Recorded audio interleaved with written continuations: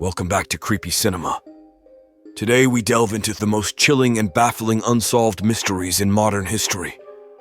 From mysterious deaths and unexplained disappearances to bizarre incidents that defy logic, these stories will leave you questioning what you thought you knew. Cindy James was a 44-year-old nurse living in Vancouver, Canada. Known for her caring nature and dedication to her profession, Cindy seemed to have a normal life.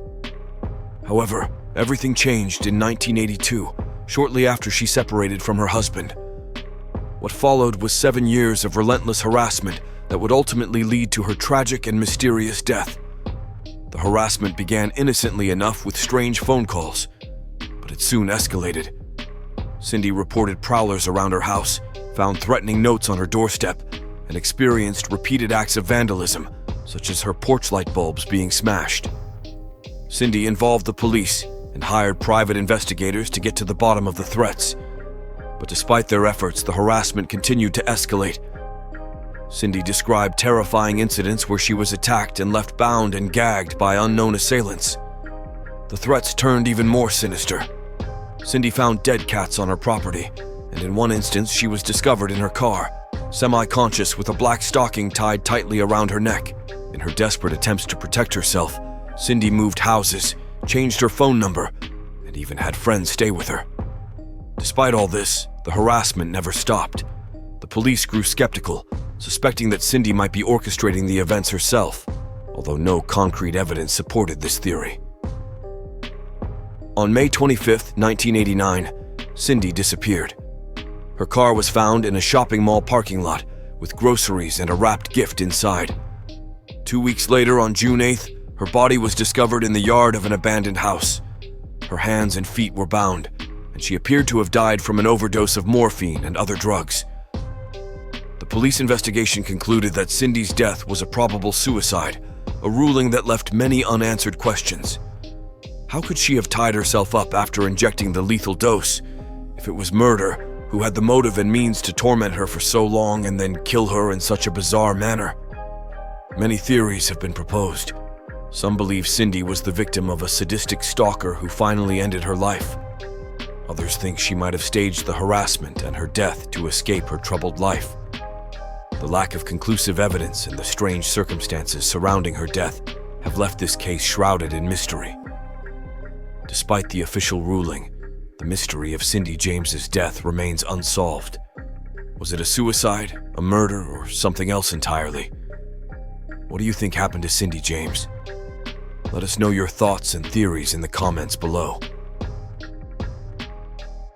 Hinterkaifeck was a small, isolated farm located in Bavaria, Germany. It was home to Andreas Gruber, his wife Kazilia, their daughter Victoria, and her 2 children, Kazilia and Josef. Also living with them was their maid, Maria Baumgartner, who had just started working on the farm.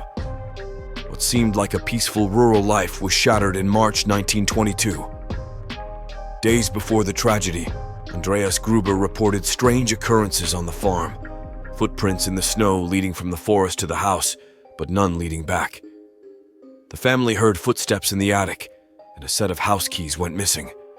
These unsettling events would culminate in a night of horror. On March 31, 1922, the entire Gruber family and their maid were brutally murdered. The bodies were discovered 4 days later by neighbors who became concerned when young Cecilia did not show up for school. The scene was gruesome. The bodies were found stacked in the barn with signs of severe head trauma from a mattock, a type of pickaxe. Investigators were baffled by the case. The killer had stayed on the farm for several days after the murders, feeding the livestock, eating meals, and even lighting fires in the fireplace. Despite extensive investigations and numerous suspects, the case went cold. The brutality of the murders and the lack of clear motive or suspects led to numerous theories. Some believed it was a family member or a neighbor with a personal vendetta. Others speculated about traveling vagrants or former soldiers with mental issues. Yet none of these theories could be proven. One of the most perplexing aspects of the case was the eerie calmness of the perpetrator. How could someone commit such heinous acts and then go about daily chores as if nothing had happened? The lack of any conclusive evidence only added to the mystery. Over the years, many have tried to solve the mystery of Hinterkaifeck. In 2007, a group of students from a German police academy analyzed the case using modern forensic methods and named a prime suspect. However, out of respect for living relatives, the name was never publicly revealed, leaving the case officially unsolved. The Hinterkaifeck murders remain one of the most mysterious and chilling unsolved cases in criminal history. Who committed these brutal killings? And why? What do you think happened on that isolated farmstead in 1922? Share your thoughts and theories in the comments below. Christmas Eve in 1945, a fire destroyed the Sodder family home, and 5 of the 10 children vanished without a trace. What happened to them remains an unsolved mystery. The Sodder family, led by George and Jenny Sodder, lived in Fayetteville, West Virginia.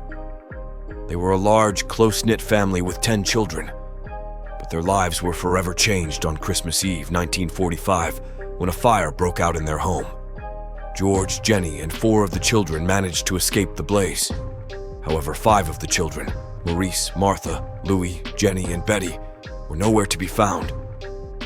Despite the fire consuming the house, no remains of the children were ever discovered. The official cause of the fire was ruled as faulty wiring, but the Sodders believed otherwise. They suspected foul play, given a series of strange events leading up to the fire. A visiting insurance salesman had threatened George, claiming the house would go up in smoke due to his criticism of Mussolini. On the night of the fire, the phone line was cut. The ladder typically used for emergencies was missing, and George's trucks, which he planned to use to rescue the children, wouldn't start. These unusual circumstances led the Sodders to believe their children had been kidnapped. Over the years, the Sodders received various tips and sightings of the children, but none could be confirmed. In 1949, they even hired a pathologist to excavate the site, but no human remains were found. They erected a billboard on Route 16, pleading for information about their missing children. The Sodder family never gave up hope. Jenny Sodder kept the porch light on every night, hoping her children would return. The case garnered significant media attention, but despite numerous investigations and theories, no conclusive evidence ever surfaced. Various theories have been proposed, ranging from a mafia abduction to human trafficking, but none have been proven. The Sodder children disappearance remains one of the most haunting unsolved mysteries in American history. What really happened to the Sodder children that fateful Christmas Eve? Were they victims of a tragic accident, or was there a more sinister plot at play? What do you think happened to them? Share your thoughts and theories in the comments below. In January 1959, 9 young Soviet hikers, led by Igor Dyatlov, set out on an expedition into the Ural Mountains. They were all experienced outdoorsmen, well prepared for the harsh conditions. However, their journey would take a tragic and mysterious turn. On February 1st, the group set up camp on the slopes of Kolatsiakal, also known as Dead Mountain. They never completed their trek. When they failed to return, search parties were sent out. What they found would baffle investigators for decades. The search party discovered the hikers' tent, torn open from the inside, and their belongings scattered around. Footprints in the snow indicated that the hikers had fled the tent in a hurry, wearing inadequate clothing for the freezing temperatures. Their bodies were found at various locations nearby, some with horrific injuries.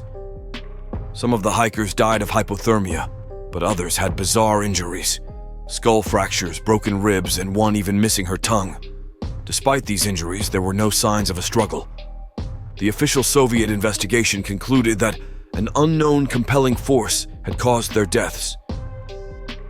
Over the years, numerous theories have been proposed to explain what happened. Some believe it was an avalanche, while others suggest military tests, animal attacks, or even extraterrestrial involvement. None of these theories, however, fully explain the strange details of the case. In recent years, some researchers have pointed to a rare weather phenomenon called a katabatic wind as a possible explanation, suggesting that the powerful winds might have forced the hikers to abandon their tent. Yet, many questions remain unanswered. the Dyatlov Pass incident remains one of the most enduring mysteries in the world of unsolved cases. What could have driven 9 experienced hikers to their deaths in such a strange manner? What do you think happened on that fateful night in 1959? Share your thoughts and theories in the comments below. Thank you for watching Creepy Cinema. If you enjoyed this video, please like, subscribe, and hit the bell icon for more mysterious and horror stories. Until next time, stay curious and stay safe.